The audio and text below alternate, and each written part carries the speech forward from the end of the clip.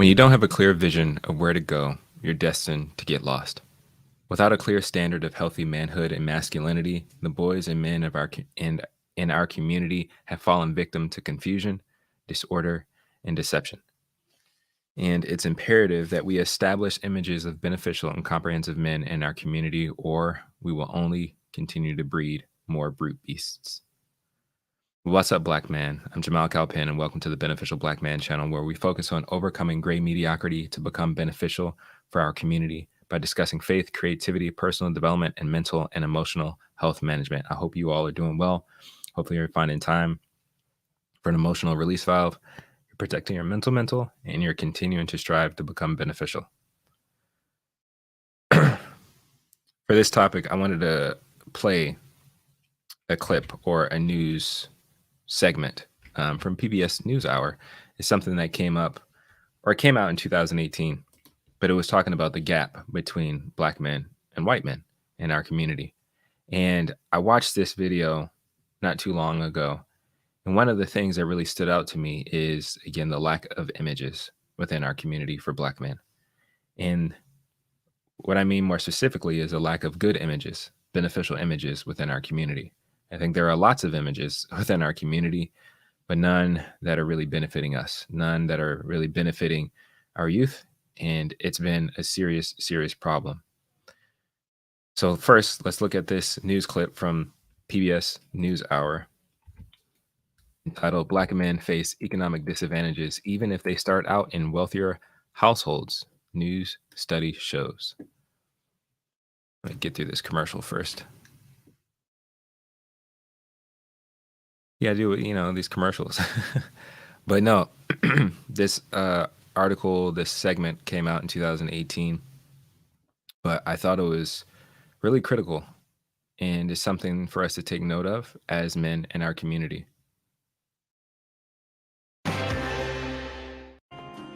New research finds class matters a lot less in America when it comes to economic mobility for Black males. Income inequality is often cited as an important factor in holding people back. But a new analysis suggests Black boys and Black men face economic disadvantages even if they start off from a similar point of income and wealth as their white counterparts. Yamiche Alcindor is back with our conversation. A new study released this week underscores just how big a gap African American males face when it comes to moving up the economic ladder. Some of the findings are dramatic. White boys who grow up in rich households are likely to remain that way. Black boys who are also raised at the top are more likely to become poor instead of staying wealthy in their own adult households. Black boys fare worse than white boys in 99% of America, even when children grow up next to each other with parents who earn similar incomes. Raj Chetty of Stanford University is one of the co-authors of this study. He joins me now. Real quick before I get I get into this video, I find it interesting that there seems to be, not to say that this doesn't happen within our community, but it always seems like people outside of our community seem to point out and identify issues about us far more often and seemingly far more effective than we do.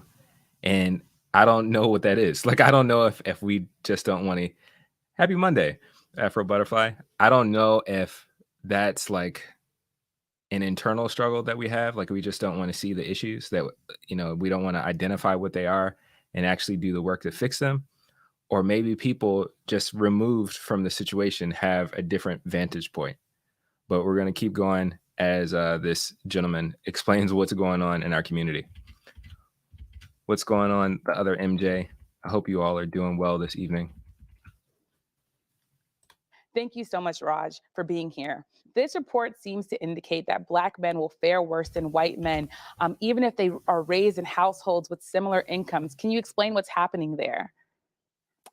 Yeah, so one of the most striking findings of the study to us was that even if you take Black and white boys raised in families at exactly the same income level, even at high income levels, you see that Black boys end up with very different outcomes on average relative to white men. They're less likely to complete high school. They're less likely to go to college. They have significantly lower earnings in adulthood. And that phenomenon, interestingly, applies really only to Black men. When we look at Black versus white women. I'm gonna I'm not gonna try to comment a lot going through this, but hearing stuff like this for me as a black man sometimes is very hard. Um, because you hear this information, and of course you want to think of yourself as an exception. You may have friends that are successful in their own right, but when you hear about things as a community and as a whole, at least for me, it hurts to realize how not well we're doing.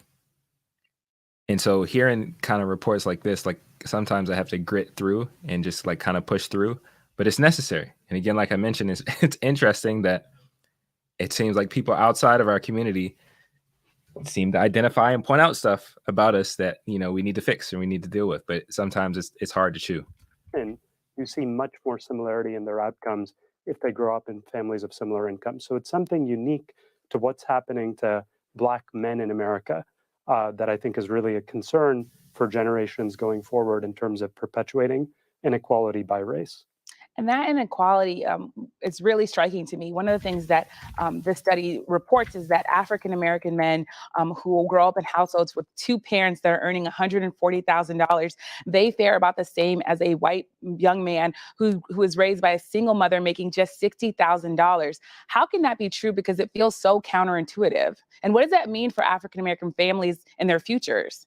Yeah, what you're getting at really is the finding that there's a great deal of downward mobility in Black families. So you would have thought intuitively, that's what we expected going in, is when you get to a certain income level, maybe racial disparities disappear, that at some point kind of escape the poverty trap. But that really doesn't seem to be the case.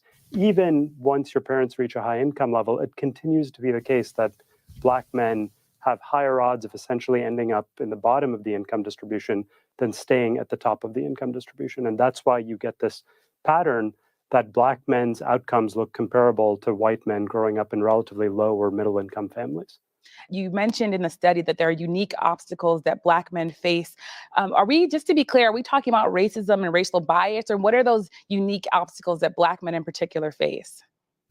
Yeah, so to try to get at that, we look at how this varies across different parts of the country. So look neighborhood by neighborhood and ask, are there some neighborhoods in America where you see small Black-white gaps or perhaps Black men doing better than white men? And surprisingly, you find essentially no such areas. In 99% of neighborhoods in America, you see better outcomes for white men than Black men. Now, digging in deeper, you can ask, where do we see relatively good outcomes for Black men? And there are a couple of factors that pop out from that analysis. One, you see that areas with larger rates of father presence in homes among Black men, you have better outcomes for Black boys there. So if they're more two-parent families, particularly among African American households, you see better outcomes for Black boys. And second, you see that areas with lower levels of racial bias among whites tend to have better outcomes for Black men. So those are a couple of the factors that I think could be associated with these better outcomes, but I think more remains to be understood in terms of exactly what's driving these really sharp differences.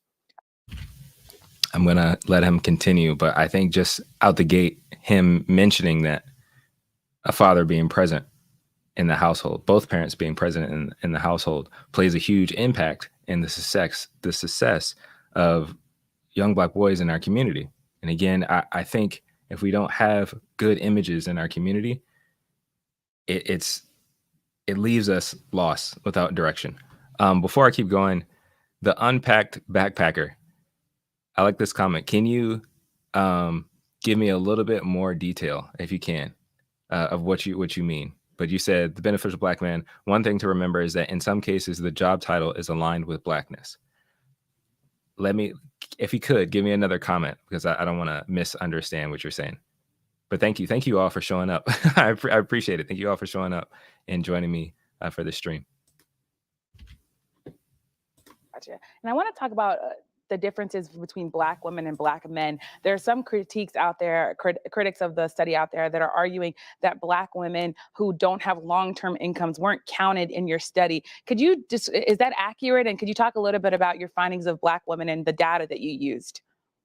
Yeah, so we include everyone. So the power of the study is that we're able to track, using anonymized data, about 20 million Americans from birth to adulthood, people born in the early 1980s whose incomes we're looking at.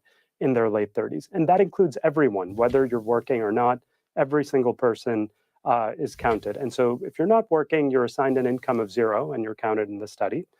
And what we show is that even taking that into account, Black women, conditional on growing up in a family that's at the same income level as white women, they end up with very similar outcomes. They have similar levels of earnings, similar wage rates, similar college attendance rates. They work at similar rates. So it's really remarkable how for women, you don't see that much of a Black-white disparity, very starkly different from men. Now, I should emphasize that doesn't mean that women are living in households with the same income levels, because Black women tend to be married to men who are Black, who have lower incomes, and they also are married at lower rates. And so if you look at household income, of course, you do see a significant disparity between Black women and white women. But when you look at their own earnings, they look very similar. And then I guess I have one quick question, which is, tell me a little bit about the solutions here. You mentioned in the study that mentoring might be a possibility, that there might be some policy changes. What do you have to say about how this could change? Yeah, so in thinking about the solutions, I think it's very important to remember that you continue to see these disparities even among kids growing up on the same street, going to the same schools, and so on. And so often solutions people think of are things like, we need to create greater opportunities for Black and white kids to grow up in the same neighborhoods, to attend the same schools, and so forth, to reduce residential or physical segregation in America. And while I think that can be extremely valuable, what this study shows is you need to do more than that. Even among kids growing up in the same area, you need to create the same opportunities for Black men to thrive as you see for white men. That could involve things like mentoring programs, for example, like the My Brother's Keeper program, targeted at low-income men to give them pathways to success. It could involve efforts to try to reduce racial bias. It could involve efforts to try to create more racial integration within schools and within neighborhoods so Black and white kids have similar opportunities. Thank you so much, Raj, for joining me. I really appreciate it. My pleasure. Thank you.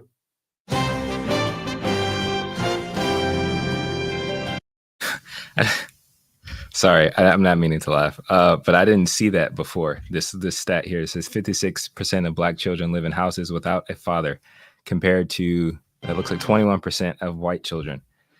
I think that in itself, along with what Mr. Raj was saying about having a mentoring program, why it's so important and so critical that we do have better images within our community, particularly of Black men. Hold on, let me get to some of the comments that you all shared here. Afro Butterfly. Yes, that is true. Very often, Black women marry down, and that becomes a struggle to continue to go upwards and continue to grow the community. All right, let me see here. The Unpacked Backpacker. All right, the benefits of Black. For example, growing up, some jobs were considered either one, Black people not in traditionally seen in specific jobs. Okay, roles too. And the self-deprecation, i.e., I'm not smart enough. Exactly. And I'm going to get to that, actually. Thank you for this. And so I definitely think, see, the thing is, the images that I think we have in our community right now that are impacting not only the community as a whole, but Black men more specifically, the three that I see are absent images, destructive images, and just unappealing, rejected images. So the first, I think, is kind of self-explanatory: absent images, no image at all. So like that stat just mentioned, that there are only 56% of Black children live in houses without a father. That's a large group of kids growing up with an absent image in their life, something that they're longing for, something that they need. And of course, Raj in the interview suggested having things like a mentor program, which I think can be helpful and think can be beneficial. And I think I even benefited from having mentors in my life, whether it's from church or whether it's things from like the Boys and Girls Club or whatever. But that the first place you would hope to have an image in your life is your father. But very often within our community, they're absent. And I know a lot of people, a lot of men like to rag on single mothers in this manosphere or online space or whatever, but never have any smoke or any energy for the absent fathers. But clearly, absent images, absent fathers is having a more detrimental impact on our community than single mothers who are showing up and being there to the best of their ability to be present for their children, sons and daughters. And with that, I wanted to kind of piggyback off of a note that was mentioned in the interview about the comparison between Black men and Black women, and why it seems that Black men and Black women can be in the same situation, but Black women continue to thrive and make it, and can be equal or even surpass white women, excuse me, in economically. To me, my conclusion right now, at least in my understanding, is since fathers are gone very often, young boys don't have anything to mimic. I would say that very often young girls, even if it is maybe not the most ideal image to see, single mothers being there, they have something to look at, something to try to mimic. Sometimes it's mimicking something that's toxic, but it's still something to inspire, to encourage, or even it can be inspired to, like, oh, I want to surpass that, or it inspires me to go the opposite way, which is like, I don't want to be in an economic situation where I'm struggling, so I will do whatever I need to do to get out of this. And I think that doesn't happen the same way with Black boys.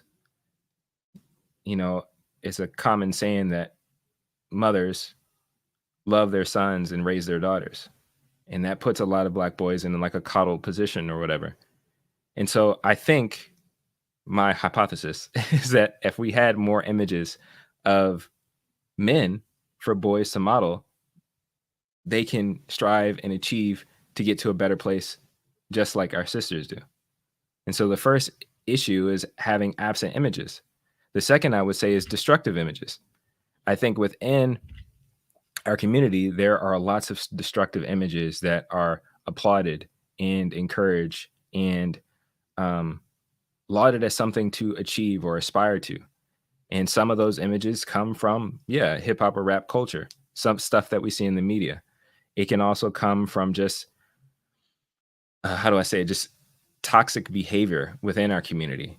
So that can look like being a player, being a pimp, or treating women a certain way, or referencing what the Unpacked Backpacker mentioned about some roles people look at as like, I'm not smart enough, or you think lowly of yourself, or you even demonize people who want to aspire for education or aspire for something better in their lives.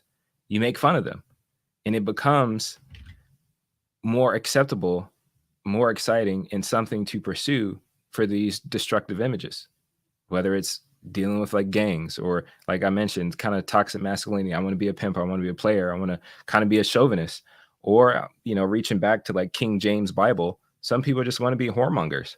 Like, they just want to go around and sleep with every girl they get. And that's what they think as an accomplishment. It's not necessarily being beneficial to serve those around them. It's not beneficial, or they don't think it's good to have self-control or to commit to something that's bigger than themselves. It's all about me, me, me. But those destructive images is what we see a lot of times in our community, and what a lot of young boys end up trying to mimic, end up aspiring to, end up striving for, and it leads them astray. And I think we see evidence of it even here in YouTube and on the internet space, when you hear a lot of the conversations of people in the manosphere. Like, they feel like they've gotten to a place of success, and part of getting to that success is mistreating women, dogging out women, and even demonizing other types of men who I think would go into the next image, which is unappealing, quote unquote, unappealing or rejected images. Or the way I just described this is just like simps. Beneficial gang, what up? But yeah, like, that becomes the other image that's in our community, is unappealing or rejected images, or people who are considered simps, or you're just not cool enough, or whatever. And so those images, even though they can be beneficial, even though they can be good, the way that we respond to them is to demonize them, reject them, and say we don't really want anything to do with it. We'd rather have these destructive images. And so that puts us in a really bad spot where we have absent images, so we don't even have something good to model ourselves after. Then we have destructive images, which people, very often young men, yield themselves to and aspire to.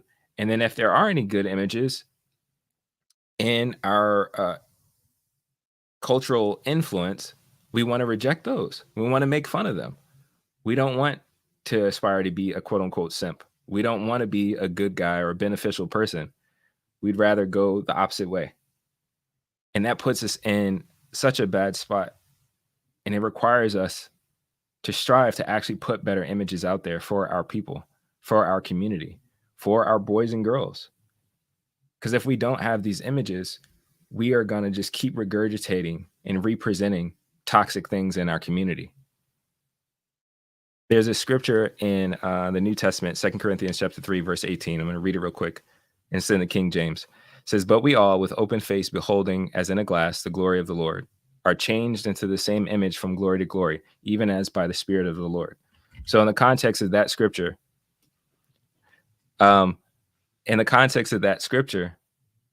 the idea is if you're seeing Jesus, if you're seeing, your Lord and Savior or whatever, the more time you spend with him, the more you have a relationship with him, it changes you. And so that image you end up reflecting the more time and more relationship that you have with him. And I believe the same is true naturally in our relationship with others. Sometimes they say about married couples, you can tell that they've been married for a long time because they start to look like each other. Or even people that have like their best friends, they relate and react to one another.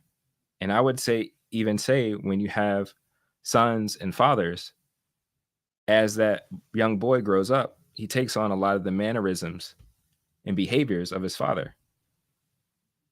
And that comes with time, and that comes with seeing that image. And the sad part is we have so many images that are negative and that are destructive.